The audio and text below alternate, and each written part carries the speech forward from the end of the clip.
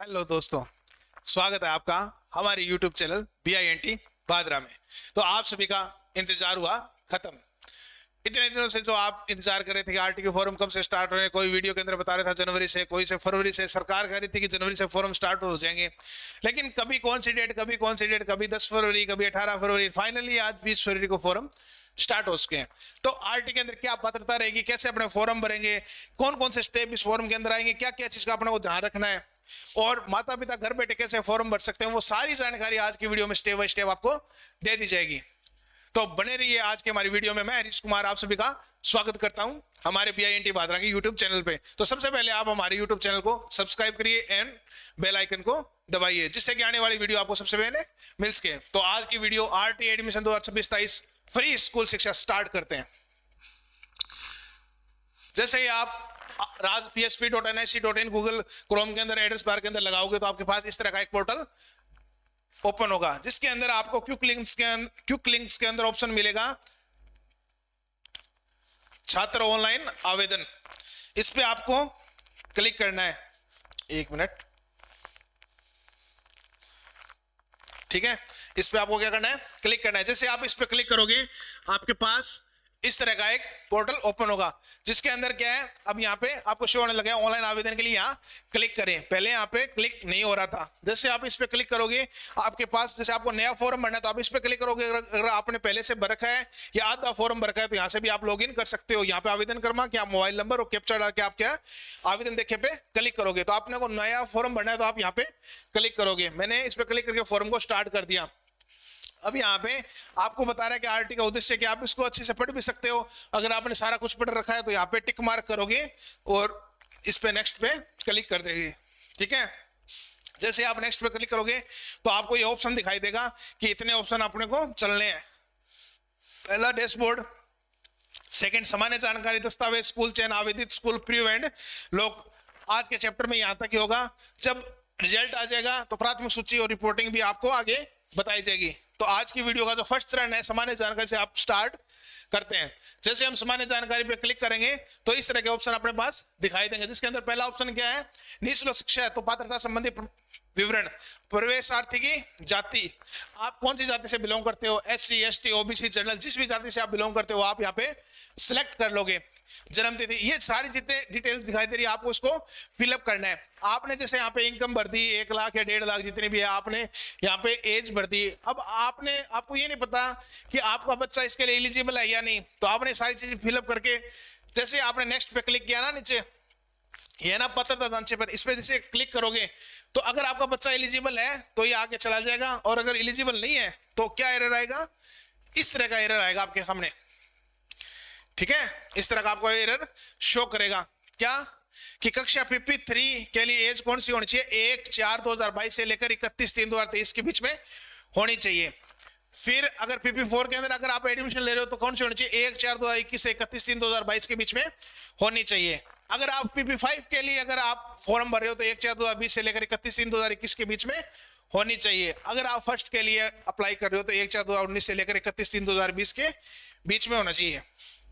अगर आपका बच्चा इन डेट के बीच में किसी के अंदर भी एलिजिबल होता है तो आप फॉर्म भर पाओगे। तो मान लो कि बच्चे की डेट ऑफ बर्थ सही थी, इनके बीच की थी, ठीक है, मतलब 2022 थी। तो जैसे मैंने नेक्स्ट किया तो ये इस तरह से, अब मैंने यहाँ पे प्रवेशार्थी की जाति सामान्य ले ली, मान लो यहाँ पे जन्म डेट डाल दी उसकी या आय डाल दी, ठीक है। अनाथ नहीं था वो, और उसके माता पिता कैंसर भी नहीं था, ना उसकी माता युद्ध विधवा में थी, मतलब ये सारे ऑप्शन उसके नहीं थे। और जो लिंक था वो क्या था, फीमेल था। मैंने यहाँ फीमेल पे क्लिक किया, पात्रता जानते पे क्लिक किया। जैसे मैं क्लिक करता हूं तो नेक्स्ट ऑप्शन मेरे पास खुल जाता है, मतलब पर्सनल डिटेल का ऑप्शन ओपन हो जाता है। पात्रता जांच होगी, अब उस बच्चे की क्या भरनी है, अपने को डिटेल भरनी है। अब देखो यहाँ पे मैं जितनी भी चीज बता रहा हूँ ना वो आपको सावधानी से देखनी है, बिल्कुल स्टेप बाय स्टेप देखनी है, कोई भी चीज की गलती नहीं करनी। ये मित्र भाई सभी ध्यान से सुन लें, अगर आपने छोटी सी मिस्टेक कर दी तो बच्चे का भविष्य बिल्कुल खराब हो जाएगा, ठीक है। तो यहाँ पे आपको हर चीज एक बहुत ही गौर से देखनी है। सबसे पहला ऑप्शन क्या है, प्रवेशार्थी का नाम। यहाँ पे बच्चे का नाम आपको डालना है किसके हिसाब से, जन्म प्रमाण पत्र के हिसाब से। अगर जन्म प्रमाण पत्र में सारी डिटेल सही है तो उसी के अनुसार सारी डिटेल डालें। कहने का मतलब है कि अगर आधार कार्ड में कोई नाम गलत हो रखा है तो जन्म प्रमाण पत्र से सही करवा सकता है, लेकिन जन्म प्रमाण पत्र को सही कराना बहुत ज्यादा मुश्किल है। अगर कोई भाई बोलता है कि मैं जन्म प्रमाण तो सही करवा लूंगा, तो वो उस पर डिपेंड करता है, ठीक है। तो जहां तक वो आप डिटेल किससे डालना, जन्म प्रमाण पत्र से। तो यहाँ पे नाम डाल दिया, फिर आधार नंबर, और उसके जहां तक पॉसिबल हो उसके दोनों चीजें सेम हो, आधार कार्ड और जन्म प्रमाण पत्र, ठीक है। यहाँ उसका धर्म रिलीजन लेना है, जैसे हिंदू है तो हिंदू, मुस्लिम है तो मुस्लिम ले लेंगे। उसके बाद यहाँ पे फादर का नेम। अब देखो यहाँ पे कई मतलब ई मित्र भाइयों के दिक्कत आ जाती है और अभिभावक भी गलती कर जाते हैं। अब आपको यहाँ पे ध्यान रखने वाली बात क्या है कि जैसे मैं एक उदाहरण के रूप से समझाता हूं आपको। जैसे बच्चे का फॉर्म भर रहे हैं, ठीक है, उसके जन्म प्रमाण पत्र में पिता की स्पेलिंग है ये, जैसे पुनीत नाम है तो PUNIT है, ओके। और जबकि पिता के आधार कार्ड में स्पेलिंग है PUNEET, है ना। तो अब कई भाई क्या करते हैं, उस बच्चे का जन्म प्रमाण तो देखते नहीं, और पिता के आधार में जो नाम है वो नाम सेम टू सेम यहाँ लिख देते हैं, जबकि ये गलत है। आपको ध्यान ये रखना है कि बच्चे के जन्म प्रमाण पत्र में जो स्पेलिंग है, जैसे ये अगर स्पेलिंग है तो वही स्पेलिंग आपको डालनी है, ना कि पिता के आधार वाली, ठीक है। अगर बच्चे के आधार कार्ड में ये स्पेलिंग दी हुई है तो आपको यही डालनी है, पिता के आधार वाली नहीं डालनी है, ध्यान रखना।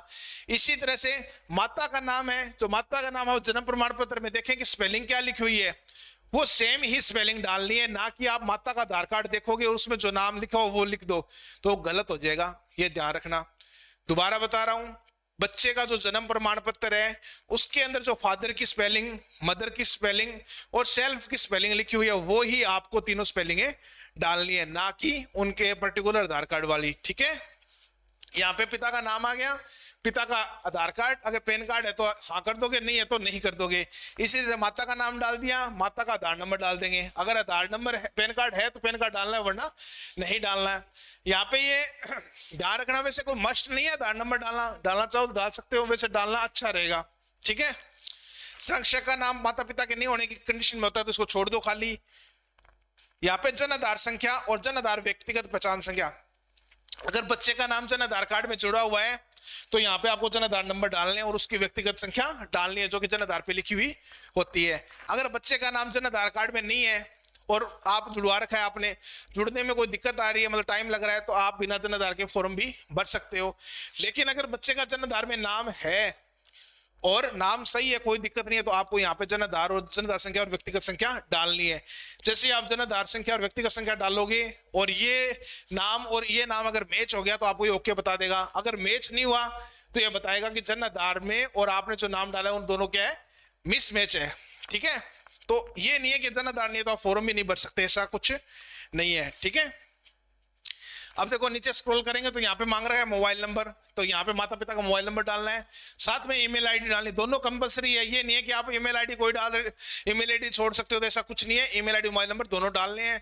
कई बार क्या ईमेल आईडी पे ओटीपी नहीं आता, मोबाइल नंबर में नहीं आता, ईमेल आईडी पे आ जाता है, तो दोनों आपको सही डालनी है। ऐसे नहीं है, कई बार क्या मित्र भाई ऐसे डालते हैं कि यार इसे ट्राई कर रहा हूँ, तो गलत डालोगे तो गलत ईमेल पे ओटीपी जाएगा।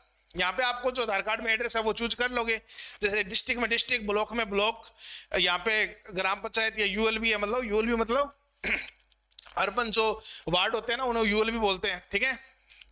ग्राम आ जाएगा, यहाँ पे पिन कोड आ जाएंगे और कंप्लीट एड्रेस जो आधार कार्ड है वो डालना है। यहाँ कैप्चा डाल के आपको क्या करना है, नेक्स्ट करना है, ठीक है। जैसे आप नेक्स्ट करोगे आपसे एक ओटीपी मांगेगा, जो ओटीपी क्या है ये आप मोबाइल पे भी जाएगा और जीमेल आईडी पे भी जाएगा, तो आप दोनों जगह से किसी पे भी देख सकते हो। ओटीपी लगा के कंफर्म करोगे, कंफर्म करते ही ये नेक्स्ट ऑप्शन में जाएगा।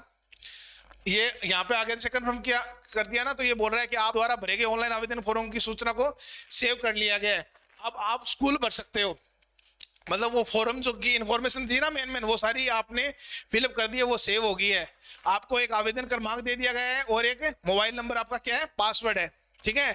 ये आवेदन क्रमांक जो है आपके मोबाइल नंबर पे भी चला गया है और आपकी जीमेल आईडी पे भी भेज दिया गया है, जहां से आप उसको सेव कर सकते हो, ठीक है। ओके पे करोगे, ओके करने के बाद अपने पास ऑप्शन आएगा दस्तावेज का। यहाँ पर आपने वो डिटेल दिखा रहे हैं, जब तक आप लॉक नहीं करोगे तब तक आप सारी चीजें एडिट कर सकते हो, ये भी ध्यान रखना, ठीक है। तो यहाँ पे सारी डिटेल आप चेक कर लीजिए और यहाँ पे आपको अपलोड करना है सबसे पहले विद्यार्थी की फोटो, जेपीजी के अंदर 20 KB हाईएस्ट साइज है, देख लेना ये लिखा हुआ है, देखो जेपीजी या जेपीईजी कोई सी में हो, अधिकतम साइज 20 KB है, मिनिमम कितना भी हो सकता है, ठीक है। स्कैन करके यहाँ पे अपलोड कर दोगे। इसके बाद नीचे डॉक्यूमेंट्स अपलोड करने हैं, जिसके अंदर पहला ऑप्शन देखो क्या है, ये भी थोड़ी गौर रखने वाली बात है। अगर आप डॉक्यूमेंट साफ और सही अपलोड नहीं करोगे तो आपका फॉर्म वापस रीसबमिट आ जाएगा, ये ध्यान रखना, ठीक है। अभिभावक बालक बालिका का निवास संबंधी प्रमाण पत्र कोई एक जिसमें ग्राम वार्ड का उल्लेख हो, कहने का मतलब आपने जो एड्रेस भरा है ना उसमें जो वार्ड नंबर है, गांव का नाम है, शहर का नाम है, वो उसमें लिखा होना चाहिए।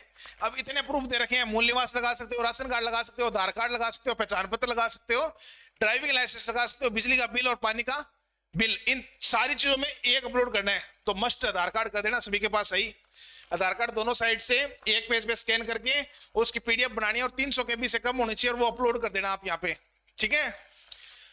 नेक्स्ट ऑप्शन है बालक बालिका की आयु से संबंधित प्रमाण पत्र, मतलब उसकी एज जो है उसके लिए प्रमाण पत्र, आधार कार्ड लगा सकते हो, जन्म प्रमाण पत्र लगा सकते हो, दाई का रजिस्टर लगा सकते हो, आंगनवाड़ी अभिलेख लगा सकते हो। तो अगर आपके पास जन्म प्रमाण पत्र, जन्म प्रमाण पत्र लगाइए। अगर आपके पास आधार कार्ड जन्म प्रमाण पत्र दोनों है तो आप दोनों भी स्कैन करके लगा सकते हो। और अगर एक अकेला आधार कार्ड लगा रहे हो तो वो अकेला आधार कार्ड भी एक्सेप्ट कर लिया जाएगा। तो आप यहाँ पे आधार कार्ड स्कैन करके वो अपलोड कर देना पीडीएफ फाइल के अंदर 300 KB से कम। थर्ड अपना क्या है, आय से संबंधित प्रमाण पत्र। अब देखो यहाँ पे आय मांगा है, क्यों? क्योंकि अपने ने कास्ट कर रखी थी जनरल, जनरल या ओबीसी में आपसे क्या मांगेगा, ये इनकम सर्टिफिकेट मांगेगा। कितने से कम? 2.5 लाख से कम इनकम सर्टिफिकेट आपको यहाँ पे अपलोड करना है। अब इसी कंडीशन में अगर आप SC ST होते तो आपसे क्या मांगता है, ये जाति प्रमाण पत्र। और अगर आप BPL हो तो आपको इनकम सर्टिफिकेट अपलोड करने की जरूरत नहीं है, ठीक है। जैसे आप यहाँ पे अपलोड कर दोगे तो आपको व्यू का ऑप्शन यहाँ पे दिखाई देने लग जाएगा, जहां से आप व्यू भी कर सकते हो कि डॉक्यूमेंट सही लगा रखा है या नहीं लगा रखा। ये यहाँ पे आ गया, देखो ये ऑप्शन है, देखो सामान्य वर्ग पिछड़ा वर्ग के लिए वार्षिक आय 2.5 लाख रुपए तक, अन्य पिछड़ा वर्ग और OBC SBC, OBC वाले इसमें सेलेक्ट कर लेना, 2.5 लाख से कम है, जनरल वाले ऊपर वाला ले लेना। जनरल और OBC वैसे दोनों में से कोई भी ले सकते हैं, दोनों में ऑप्शन है, इसमें भी अन्य पिछड़ा वर्ग है और इसमें भी OBC का ऑप्शन दिया हुआ है। अनुसूचित जाति के बालक ये वाला ऑप्शन सेलेक्ट करेंगे और अनुसूचित जाति के बालक ये वाला। तो अब ये वाला ऑप्शन है, इसमें आप इनकम सर्टिफिकेट अपलोड कर देना, ठीक है। और SC ST के बालक क्या करेंगे, SC में ST और ST में ST अपलोड कर देंगे, ठीक है। अब जैसे आप अपलोड कर दोगे तो यहाँ पे फोटो शो करेगा और यहाँ पे देखो व्यू का ऑप्शन आ जाएगा, दोनों तीनों व्यू करके देख लेना सही चढ़े या नहीं चढ़े। अगर कोई भी डॉक्यूमेंट गलत चढ़ जाता है तो आप दोबारा अपलोड कर देना, ठीक है। उसके बाद स्कूल का ऑप्शन आएगा। जैसे आप नेक्स्ट करोगे तो आपके पास यहाँ पे जो आप वार्ड आया था वो ऑटोमेटिक यहाँ पे शो हो जाएगा। अगर इस वार्ड के अंदर कोई स्कूल है तो आपको नीचे दिखा देगा, अगर नहीं है देखो ये दिखा अप्रोच चयनित ग्राम वार्ड में चाहिए शिक्षा कोई स्कूल नहीं है, मतलब इस वार्ड के अंदर स्कूल नहीं है। तो आप अगर जैसे मान लो बादरा से बिलोंग करते हो तो पूरे बादरा के कोई भी स्कूल चूज कर सकते हो। तो आप या तो वार्ड के हिसाब से चूज कर लो या नाम से, तो मैं नाम वाला प्रिफेयर ज्यादा करूंगा क्योंकि ये आसानी से चूज हो जाएगा। जैसे इस पे टिक मार्क करोगे, टिक मार्क करते आपके पास इस तरह से सर्च का ऑप्शन आ जाएगा। एक मिनट,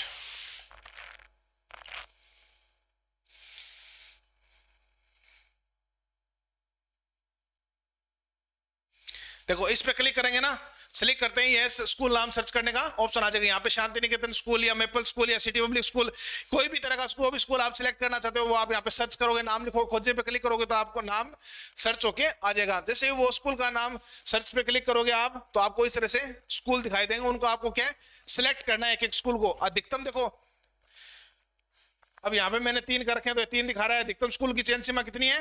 5 है। मिनिमम 1 है और मैक्सिमम कितने हैं? 5 स्कूल से ज्यादा चूज नहीं कर पाओगे। जैसे आप चूज कर दोगे तो इस तरह से आपको स्कूल के नाम शो होंगे और यहाँ पे इनको इन बटन से आप क्या स्कूल को ऊपर नीचे कर सकते हो। मान लो इसको 1 नंबर रखना चाहते हो स्कूल को तो यहाँ से आप कर सकते हो, इसको डाउन करना है तो डाउन एरो से आप डाउन कर सकते हो, ठीक है। इसके बाद आपको प्रूफ दिखाएगा, मतलब पूरा फार्म आपको शो करेगा कि कौन सा जिला है, कौन सा ग्राम आपने बनाया, आवेदन पत्र क्रमांक क्या है, प्रवेशार्थी का नाम क्या भरा है, आधार नंबर क्या भरा है, जाति क्या भरी है, धर्म क्या भरा है। मतलब आपको यहाँ पे एक एक चीज फिजिकली अच्छे तरह से देखनी है। अगर मान लो कि आपको ऐसा लगता है कि यार गलत ना हो जाए तो आप ई मित्र भाई इसको प्रिंट निकालो, अभिभावक के हाथ में दो, भाई इसको चेक करो अच्छे से, अगर कोई गलती लग रही है तो बताओ, उसको आप क्या करोगे सही करोगे। और सही करने के बाद आपको पूरा फार्म जैसे चेक कर लिया, लास्ट में आपको क्या करना है स्कूल के नाम शो करेगा और लास्ट में अगर वो 3 जोड़ रखे हैं और एक आधा और जोड़ है तो यहाँ से जोड़ सकते हो, वरना क्या करना है आवेदन पत्र सुरक्षित हो लॉक पे क्लिक कर देना है। आज से इस पे लॉक करोगे तो यहाँ पे आपको सिर्फ स्कूल के नाम दिखाई देगा, आप सोचोगे फॉर्म तो शो हो ही नहीं रहा। तो आप इसको क्या करना है, लॉग आउट करना है, फिर आवेदन क्रमांक और मोबाइल नंबर लगा के दोबारा लॉगिन करना है। जब आप दोबारा लॉगिन करोगे तो आप डायरेक्ट इसी ऑप्शन पे चले जाओगे, आवेदन पत्र सुरक्षित वाले पे, और वहां पे आपको फॉर्म मिल जाएगा। उस फॉर्म को आप डाउनलोड कर सकते हो, प्रिंट कर सकते हो। ज्यादा बेहतर ये रहेगा डाउनलोड करके जो आपके पास कैंडिडेट है उसको आप भेज दो, क्योंकि इसका प्रिंट दोबारा जब लॉटरी निकलेगी ना तब उसका प्रिंट निकालना, क्योंकि उसके अंदर क्या है भी प्राथमिकता सूची वो भी लिखी आ जाएगी। तो आप इसको एक बार पीडीएफ बना के सेव कर सकते हो। तो आशा करता हूं आपको वीडियो अच्छी लगी होगी, सारे स्टेप्स अच्छी तरह समझ में आ गए होंगे। फिर भी आपको कोई भी प्रकार की दिक्कत रहती है या कोई चीज समझ में नहीं आती, कोई तरह परेशानी होती है तो आप कमेंट में डाल के पूछ सकते हो। मैं आपकी हर परेशानी का सोल्यूशन देने की कोशिश करूंगा। और आपको ज्यादा से ज्यादा वीडियो को शेयर करना है, सब्सक्राइबर करवाने हैं, जिससे मतलब हर मित्र भाई का काम आसान हो सके। और आपको बेल आइकन जरूर दबाना है, जिससे कि आने वाली वीडियो आपको मिलती रहे। तो आज के लिए इतना ही, थैंक यू।